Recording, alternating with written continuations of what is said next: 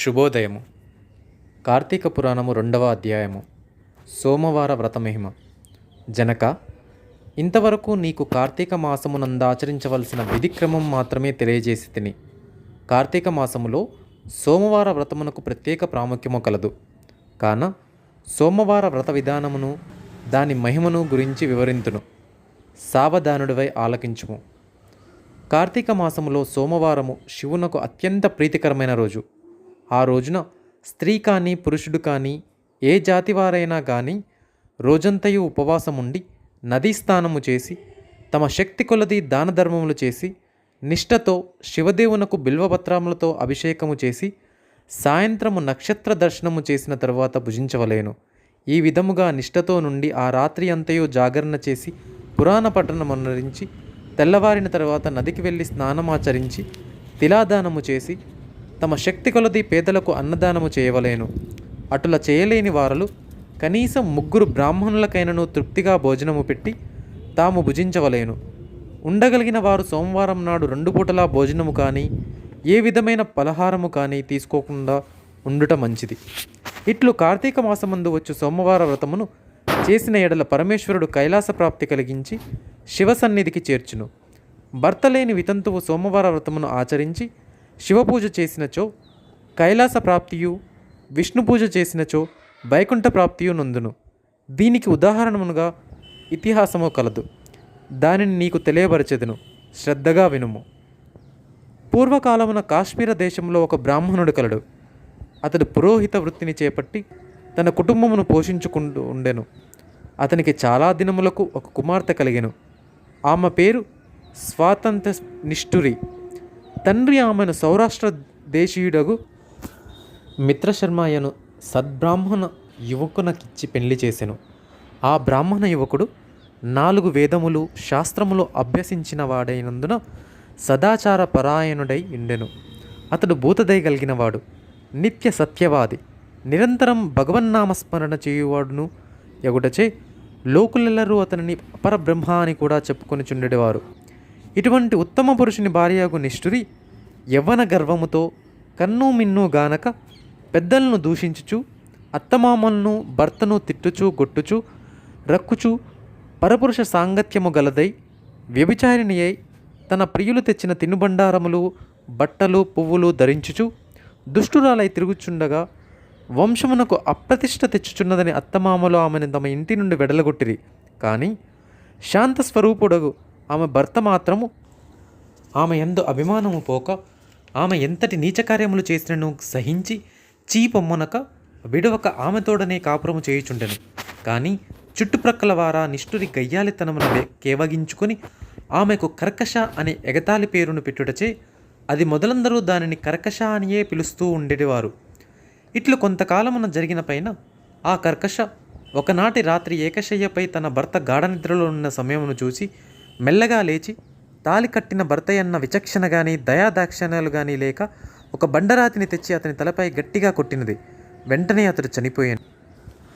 ఆ మృతదేహమును ఎవరి సహాయమో అక్కరలేకనే అతి రహస్యంగా దొడ్డిదారిని గోంపోయి ఊరి చివరనున్న పాడునూతిలో పడవేచి పైన చెత్తా చెదారములతో నింపి ఏమియూ ఎరుగని దానివలే ఇంటికి వచ్చెను. ఇక తనకు ఏ ఆటంకములు లేవని ఇంకా విచ్చలవిడిగా సంచరించుచు తన సౌందర్యం చూసి ఎందరినో క్రీగంటనే వశపరుచుకొని వారల వ్రతమును పాడు చేసి నానాజాతి పురుషులతోడను రమించుచు వర్ణ సంకరురాలయ్యను. అంతేకాక పడుచు కన్యలను భర్తలతో కాపురము చేయుచున్న పడుచులను తన మాటలతో చేరదీసి వారికి కూడా దుర్బుద్ధులు నేర్పి పాడు చేసి విటులకు తార్చి ధనార్జన కూడా చేయసాగెను. జనకరాజా, యవ్వన బింకము ఎంతో కాలం ఉండదు గదా. కాలమొక్క రీతిగా నడవదు. క్రమక్రమంగా ఆమెలోని యవ్వనము నశించింది. శరీరమందు మేహవ్రణములు బయలుదేరినవి. ఆ వ్రణముల నుండి చీము రక్తము రసికారుట ప్రారంభమయ్యను. దానికి తోడు శరీరమంతా కుష్ఠవ్యాధి బయలుదేరి దుర్గంధము వెడలుచున్నది. దినదినము శరీర పటుత్వము కృషించి కురూపి అయి భయంకర రోగములతో బాధపడుచున్నది. ఆమె యవ్వనములో నుండగా ఎన్నో విధాల తృప్తి కలిగించిన విటులు ఏ ఒక్కరూ ఇప్పుడు ఆమెను తొంగి చూడరైరి. ఆ పరిసర ప్రాంతానికి వెళ్ళిన ఎడల తమ నెటులైనను పలకరించునని ఆ వీధి ముఖమైనను చూడకుండిరి. కర్కశ ఇటుల నరక బాధలను అనుభవించుచు పురుగులు పడి కొంతకాలమునకు చనిపోయినది. బ్రతికినన్నాళ్ళు ఒక్కనాడైనా పురాణ శ్రవణమైనను చేయని పాపిష్ఠురాలు గదా. చనిపోయిన వెంటనే భయంకరులైన యమభటులు ఆమెను గొంపోయి ప్రేతరాజుకు యముని సన్నిధిలో నుంచగా, యమధర్మరాజు చిత్రగుప్తుల వారిచే ఆమె పాపపుణ్యముల జాబితాను చూపించి, భటులారా, ఈమె పాపచరిత అంతింత కాదు, వెంటనే ఈమెను తీసుకువెళ్ళి ఎర్రగా కాల్చిన ఇనుప స్తంభమునకు కట్టబెట్టుడు అని ఆజ్ఞాపించెను. విటులతో సుఖించినందులో గాను యమభటులు ఆమెను ఎర్రగా కాల్చిన ఇనుప స్తంభమునకు కౌగిలించుకోమని చెప్పిరి. భర్తను బండరాతితో కొట్టి చంపినందుకు గాను ఇనుప గదులతో కొట్టిరి. పతివ్రతలను వ్యభిచారులుగా చేసినందుకు సలసల క్రాగిన నూనెలో పడవేసిరి. తల్లిదండ్రులకు అత్తమామలకు అపకీర్తి తెచ్చినందుకు సీసము కరిగించి నోటిలోనూ చెవుల్లోనూ పోసి ఇనుప కడ్డీలు కాల్చి వాతలు పెట్టిరి. తుదకు కుంభీపాకముగు నరకములో వేయగా అందులో ఇనుప ముక్కులు గల కాకులు, విషసర్పాలు, తేళ్ళు, జర్రులు కుట్టినవి. ఆమె చేసిన పాపములకు ఇటు 7 తరాల వాళ్ళు అటు 7 తరాల వాళ్ళు నరక బాధలు పడుచుండి. ఈ ప్రకారముగా నరక బాధలను అనుభవించి కడకు కళింగ దేశమున కుక్క జన్మనెత్తి ఆకలి బాధ పడలేక ఎల్లిల్లు తిరుగుచుండగా కర్రలతో కొట్టువారు కొట్టుచు, త్రెట్టువారు తిట్టుచు, తరుమువారు తరుముచూ ఉండిరి. ఇట్లుండగా ఒకానొక నాడొక శ్రోత్రియ బ్రాహ్మణుడు కార్తీక సోమవార వ్రతమాచరించి ఉపవాసముండి సాయంత్రము నక్షత్ర దర్శనము చేసి బలి అన్నము నరుగుపై పెట్టి కాళ్ళు చేతులు కడుగుగొనుటకై లోనికేగిన సమయమున ఈ కుక్క వచ్చి ఆ బలి అన్నము తినెను.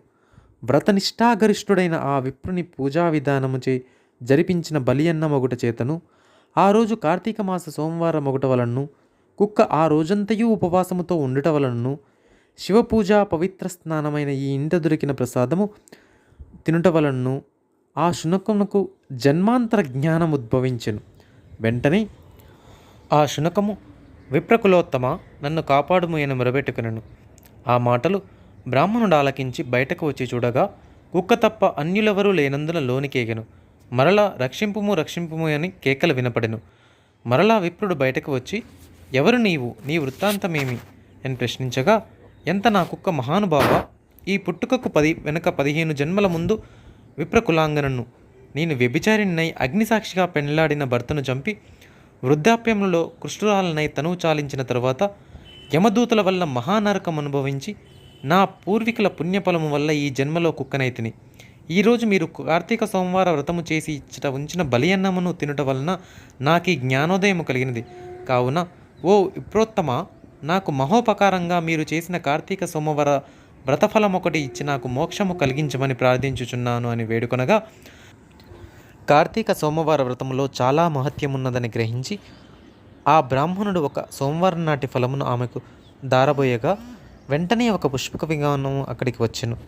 ఆమె అందరికీ వందనము చేసి అక్కడి వారందరూ చూచుచుండగానే ఆ విమానం ఎక్కి శివ సాన్నిధ్యమునకేగెను. వింటివా జనక మహారాజా, కావున నీవును ఈ కార్తీక సోమవార వ్రతమాచరించి శివ సాన్నిధ్యమును పొందుమని వశిష్ఠుల వారు హితబోధ చేసి ఇంకనూ ఇట్లు చెప్పదొడంగిరి. 2వ అధ్యాయము 2వ రోజు పారాయణము సమాప్తము.